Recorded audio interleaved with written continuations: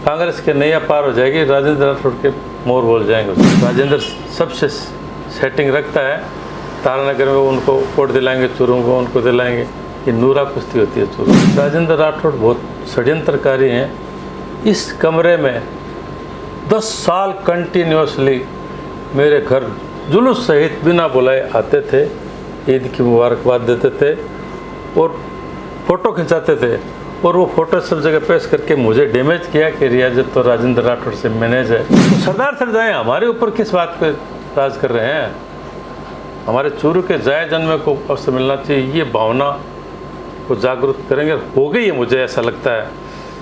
मंडेलिया जी को 85,000 वोट मिले, वो मंडेलिया जी को नहीं मिले हैं, राजेंद्र राठौड़ को हराने वालों के वोट हैं। मेरी तो खुदा से इच्छा है कि मुझे राजेंद्र राठौड़ के सामने पार्टी मौका दे तो मैं उनकी औकात क्या है, असली औकात वो बता दूँ। विकास के लिए कोई विजन वाले आदमी यहाँ पे राजनीति में आए नहीं, सब मिल बांट के खाने वाले हैं। ये षड्यंत्र करते हैं, माहौल ख़राब करते हैं, हिंदू मुस्लिम करते हैं, गाय का, सांड का, मुहर्रम का, ऐसा करते रहते हैं। विकास के नाम पे ये टिक नहीं सकते साहब। ये धर्म और जाति का कुछ करके आगे बढ़ जाए वो अलग बात है। राजेंद्र राठौड़ जी का ये सौभाग्य मानिए कि चूरू के स्थानीय व्यक्ति को टिकट कांग्रेस पार्टी नहीं दे रही है। जिस दिन स्थानीय पार्टी को टिकट मिल गई, इनको दिन में तारे नजर आ जाएंगे। नमस्कार, मेरा नाम है अभिषेक जाखड़ और आप देख रहे हैं आरजे टीवी 24। आरजे टीवी 24 की चुनावी यात्रा शुरू हो चुकी है। हम प्रदेश के कोने कोने में जा रहे हैं और कोशिश कर रहे हैं हर विधानसभा क्षेत्र में पहुँचें। इसी के चलते हम पहुँचे हैं चूरू जिले की चूरू विधानसभा क्षेत्र में, जहाँ से आज हमारे साथ खास मेहमान हैं रियाजत खान साहब। आपको बता देंगे चूरू से लगातार राजेंद्र राठौड़ साहब भाजपा से विधायक बनते जा रहे हैं और मंत्री भी बने हुए हैं सरकार में कई बार। तो आज जानते हैं कि राठौड़ साहब के कार्यकाल को वो कैसे देखते हैं, चूरू में क्या क्या विकास के कार्य करवाए हैं, क्योंकि कई बार विधायक रहे हैं, स्वाभाविक है यहाँ पे विकास की दरें भी बढ़ती होनी चाहिए। आज जानते हैं इनसे, रियाजत खान साहब से। गहलोत साहब की करीबी रही है इनसे, और राजीव गांधी जो गांधी परिवार है उनसे भी कई ताल्लुकात रहे हैं। उन सब के बारे में जानने की कोशिश करते हैं। नमस्कार सर, आपका आरजे टीवी 24 पर स्वागत है। नमस्कार जाकर साहब। सर, सबसे पहले तो मैं आपके परिचय से शुरुआत करना चाहूँगा। राजनीति में कैसे आना हुआ? राजनीति में मेरा जो परिवार है जी, वो चौधराट वाले परिवार से मैं हूँ जी। हमारे यहाँ कोर्टेड रिसाल, उसमें सारे फैसले होते थे, उस हिसाब से हम जुड़ गए। पार्टी पॉलिटिक्स से मैं 1975 में जुड़ा जी। जब आरिफ साहब मेरे पिताजी के व्यक्तिगत मित्र थे, पारिवारिक मित्र थे बीकानेर से, वो राज्यसभा में आए तो राजनीति की पारी सही रूप से शुरू की। NSUI में जब अशोक जी गहलोत प्रदेश अध्यक्ष बने थे तो मैं NSUI का जिला सचिव बना था। तुलसीराम जी चौरड़िया जिला अध्यक्ष थे, उसके साथ शुरू की जी। कहने का मतलब आपने NSUI की यूथ कांग्रेस है, छात्र संगठन है, वहीं से राजनीति का सफर शुरुआत हुआ। पहली जो NSUI है पहली क्लास में वहीं से भर्ती हुआ था। अच्छा सर, राजनीति की बात चलिए मान लेते हैं, लेकिन आजकल चूरू काफ़ी चर्चाओं में रहता है आपका। राठौड़ साहब यहाँ से विधायक हैं, लगभग 6 बार विधायक बन चुके हैं, तो इसे लगभग 25 से 30 साल का कार्यकाल हो गया इनका चूरू का। तो चूरू में विकास की दरें कितनी देखते हैं आप? कितना काम करवाया उन्होंने? विकास की दृष्टि से तो हकीकत में कुछ भी नहीं हुआ। झुंझुनू शिखर को देखते हैं तो हमें रोना आता है। राजेंद्र राठौड़ ने व्यक्तिगत काम किए, 2 भाई लड़ रहे हैं, मजबूत को अपने पास बुला लिया, कमज़ोर को रगड़ दिया। यही काम किया। थाने तहसील की राजनीति की, व्यक्तिगत ट्रांसफ़र पोस्टिंग की बात की, विकास के नाम पे कुछ नहीं किया। अशोक गहलोत की सरकार ने मेडिकल कॉलेज दिए, अशोक गहलोत की सरकार ने ड्रेनेज सिस्टम दिया है। जो कुछ भी विकास हुआ अशोक गहलोत के स्वाभाविक नेतृत्व से हुआ है। राजेंद्र राठौड़ जी की कोई भी ऐसी मांग नहीं है कि जो उन्होंने मांग करके लेके आए और सौगात दी। जी, राठौड़ साहब तो कहते हैं कि मैंने काफ़ी काम करवाए हैं, क्योंकि वो चिकित्सा मंत्री भी रहे थे और पंचायती राज का भी इनके डिपार्टमेंट उन्हीं के पास था। राजेंद्र राठौड़ जी का ये सौभाग्य मानिए कि चूरू के स्थानीय व्यक्ति को टिकट कांग्रेस पार्टी नहीं दे रही है। जिस दिन स्थानीय पार्टी को टिकट मिल गई, इनको दिन में तारे नजर आ जाएंगे। आप कह रहे हैं ये चीज़ें? बिल्कुल मैं कर रहा हूँ, और मेरी तो खुदा से इच्छा है कि जी। मुझे राजेंद्र राठौड़ के सामने पार्टी मौका दे तो मैं उनकी औकात क्या है, असली औकात वो बता दूँ। कैसे होगा ये धरातल पे इम्प्लीमेंट कैसे होगा? धरातल पे इम्प्लीमेंट ऐसा है कि बाहरी लोगों को टिकट देते हैं, और मोदी जी के आने के बाद तो ज़्यादा ही हो गया, किसको टिकट मिला है कि किसी तुर्क को मिला है, तो वो आधा पोर्शन पहले ही खाली हो जाता है। स्थानीय होगा तो उसको जानेंगे लोग क्यों उसको मिला है। और मैं दूसरी बात एक और कह रहा हूँ मेरे प्लस पॉइंट की, जी। मैं 40 साल से होली खेलता हूँ। मेरे मुस्लिम मेरा बहुत विरोध करते थे, लेकिन मैं कॉलेज के वक्त से खेलता रहा हूँ। मुझे सबसे ज़्यादा आनंद होली में आता है। और मैं 20 साल से मेरे घर पे तिरंगा फहराता हूँ, समारोह पूर्वक, ये नहीं कि झंडी टांग ली। मोदी जी तो बहुत बाद में है घर घर तिरंगा, मैं तो 20 साल से कर रहा हूँ। और पिछले 16 साल से पूरा चूरू गवाह है। दीपावली स्नेह मिलन करता हूँ, रामनवमी हो तो मैं पुष्प वर्षा करता हूँ, गायत्री शक्तिपीठ का प्रोग्राम हो तो महिलाओं से पुष्प वर्षा कराता हूँ, परशुराम जयंती हो तो उसमें जल सेवा करता हूँ। मेरे यहाँ हिंदू मुस्लिम का कहने का मतलब हिंदू मुस्लिम भाईचारे की जो एकता है वो आपकी देख सकते हैं। मैं प्रयास कर रहा हूँ। अब ये चीज़ मुझे ऐसा लगता है कि काउंटर करेगी राजेंद्र राठौड़। बीजेपी के वोट बैंक में सेंध कोई लगाने की औकात रखता है, मुझे घमंड तो नहीं है, माफ़ करें, लेकिन मैं मानता हूँ बाज़ार में आप निकल जाओ, आप पूछ लो, मैं आपको खुला चैलेंज कर रहा हूँ, पूछो मुसलमान में कौन टक्कर दे सकता है जी, उसका नाम आ जाए तो। लेकिन चूरू में कई समस्याएं हैं। आपके जो यहाँ के मौजूदा विधायक हैं राठौड़ साहब, वो कहते हैं कि मैंने कई समस्याओं का समाधान करवा दिया है, लेकिन बीते दिनों की बात करें तो राठौड़ साहब सर पर मटका लेकर घूम रहे थे। अरे कुछ नहीं साहब, राजेंद्र राठौड़ बहुत षड्यंत्रकारी हैं। इस कमरे में 10 साल कंटिन्यूसली मेरे घर जुलूस सहित बिना बुलाए आते थे, ईद की मुबारकबाद देते थे और फ़ोटो खिंचाते थे, और वो फ़ोटो सब जगह पेश करके मुझे डैमेज किया कि रियाजत तो राजेंद्र राठौड़ से मैनेज है, मिला हुआ है, ऐसे करके मुझे नुकसान पहुंचाने की कोशिश की। उसमें हमारे कांग्रेसी मित्र भी, अब ईद के दिन कोई घर आएगा तो उसको वो तो मेहमान है। हाँ मेहमान है, उन फोटोज़ को दुरुपयोग करके मुझे डैमेज किया गया जी। अच्छा, कई समस्याएं और भी है, जैसे यहाँ का ब्रिज है जो कि आप देखते हैं फतेहपुर से या रामगढ़ से आते हैं। बिल्कुल, ये आपने बहुत जोरदार सवाल किया है। कई ये सालों अपने से परिवार के लोगों को बचाने के लिए चूरू के विकास का गला घोट दिया है। जितनी चौड़ाई और जितनी लंबाई उसकी होनी थी उसको सिकोड़ के रख दिया। ठेकेदार को जब ये कह दिया कि तू ऐसा कर दे तो उसने नाश का सवा सत्यानाश कर दिया। मटेरियल भी उसने फिर कम कर दिया, घटिया किया कि वो 1 साल भी नहीं चला, बंद कर दिया गया। अच्छा, कांग्रेस सरकार है जो कि भरमार योजनाएं लेके आ रही है सर। आप महंगाई राहत कैंप देख लीजिए, स्मार्टफोन की योजना देख लीजिए, या फिर चिरंजीवी योजना। तो इन चिरंजीवी योजना और भरमार जो योजनाएं आ रही हैं, इनके बलबूते पे सरकार रिपीट कर पाएगी? गहलोत साहब कहते हैं कि 154 सीटें लेके आएंगे। इस बात को तो मैं कबूल करता हूँ।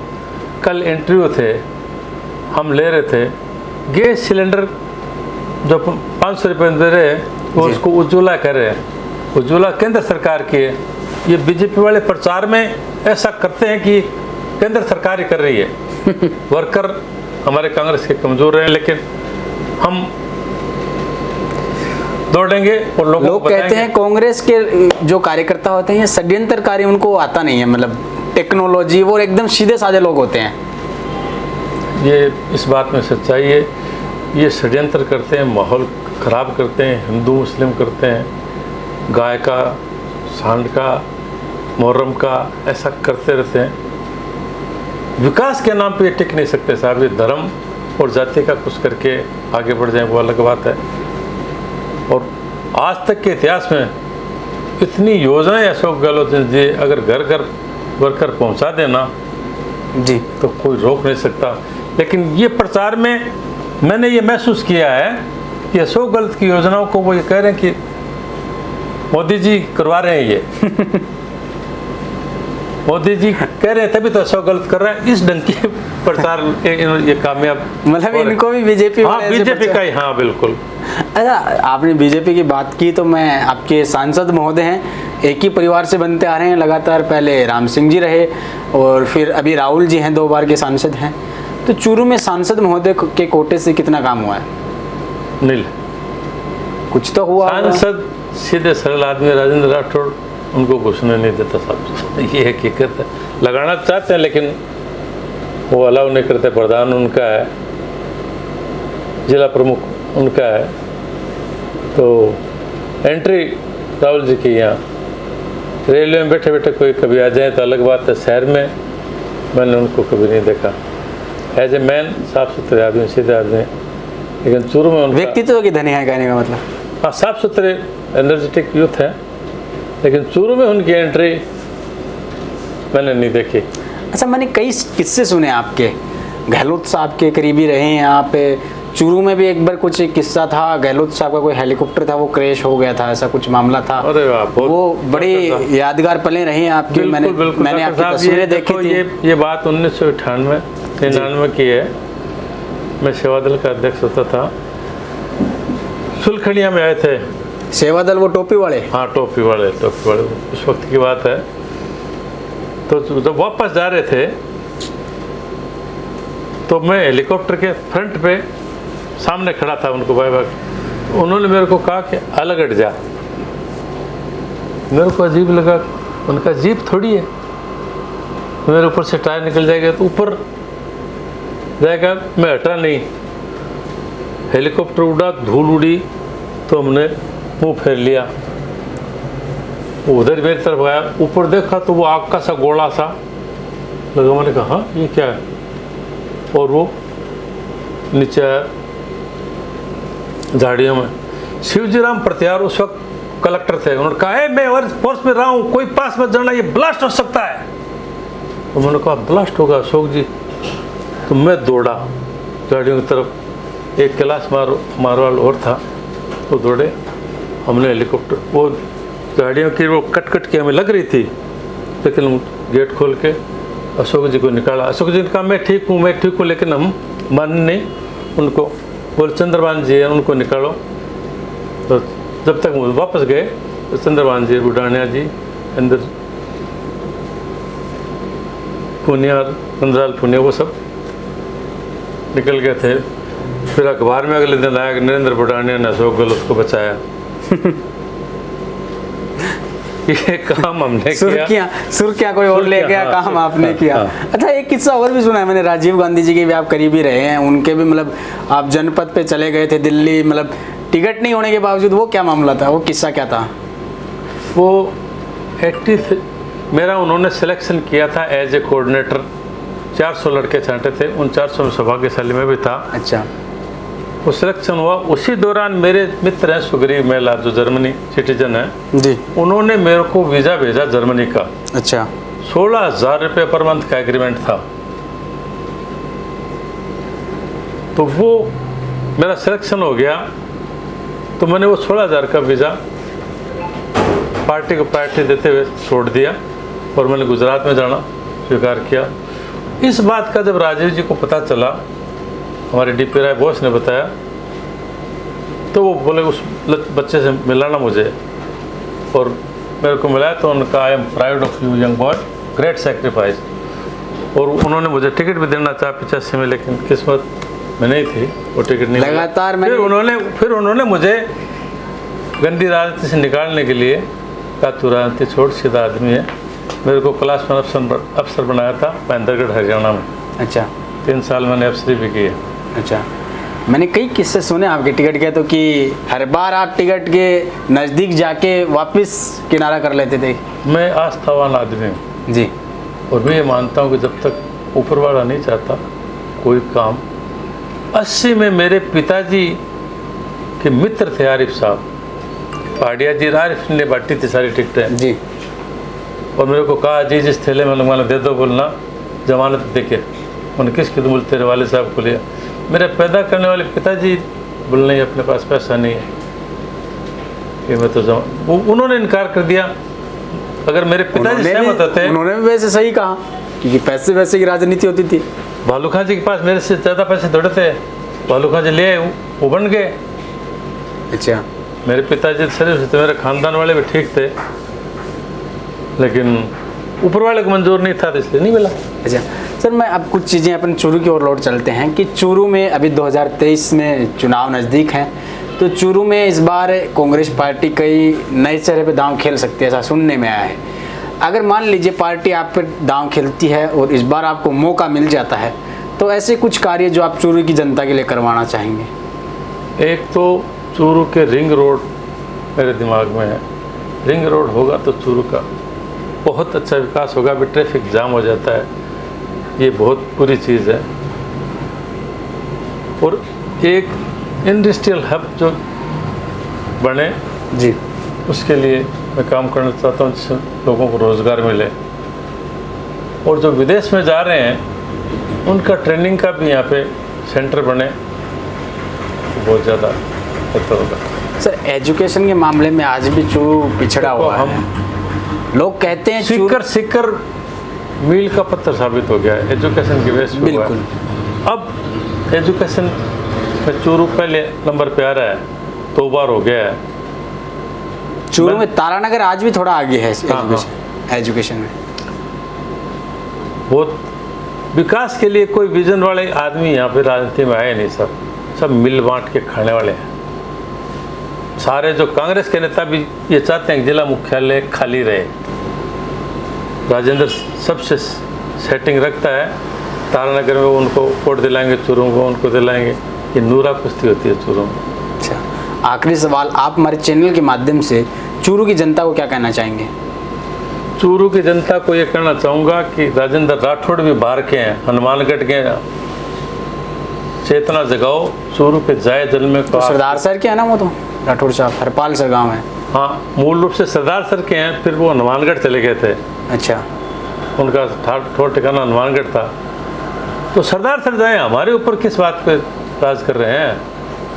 हमारे चूरू के जाए जन्म को अवसर मिलना चाहिए, ये भावना को जागरूक करेंगे। हो गई है, मुझे ऐसा लगता है। मंडेलिया जी को 85,000 वोट मिले, वो मंडेलिया जी को नहीं मिले हैं, राजेंद्र राठौड़ को हराने वालों के वोट हैं, और वो कम नहीं बढ़ते जा रहे हैं। तो लोकल को जिस दिन टिकट मिल गया उस दिन जाकर राठौड़ साहब कांग्रेस की नैया पार हो जाएगी। कांग्रेस की नैया पार हो जाएगी, राजेंद्र राठौड़ के मोर बोल जाएंगे उस दिन। इस बार आपकी नैया पार की बात कर रहे हैं, तो आपकी कांग्रेस पार्टी जो प्रदेशाध्यक्ष हैं डोटासरा साहब, वो भी कई बार काफ़ी बयान देते हुए नजर आते हैं।